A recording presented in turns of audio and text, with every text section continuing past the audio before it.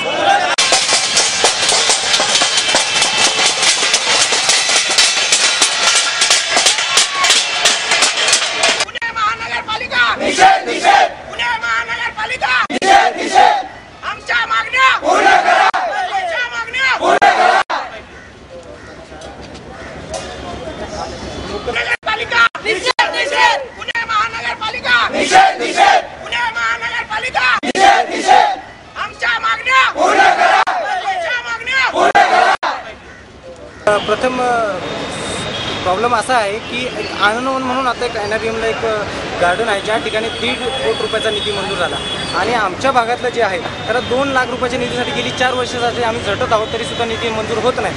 मग हा भेदभाव कशामुळे? ह्या संदर्भात आम्ही कितीतरी वेळा 8 निवेदन लिहून सुद्धा महानगरपालिकेकडे ह्याकडे दुर्लक्ष करत आहे व आमच्या निवेदनाला केराची टोपली दाखवत आहे। त्यामुळे आम्ही हा निर्णय घेतला आहे की आम्ही आंदोलन करून बहुतेक त्यांचे कानापर्यंत आवाज गेला पाहिजे व त्यांचे डोळे उघडण्याचा प्रयत्न केलेला आहे। मग हा भेदभाव का?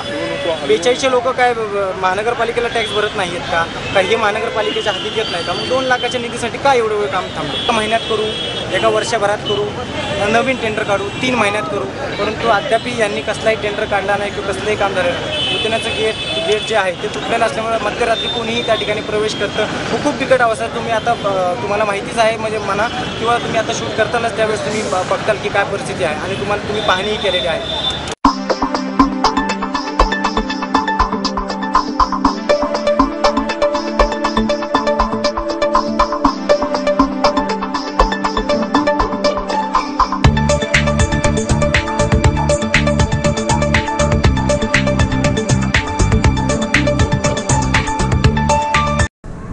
आजच्या बातमीपत्रात इथेच थांबूयात। उद्या भेटूयात नवीन घडामोडींसह। नमस्कार।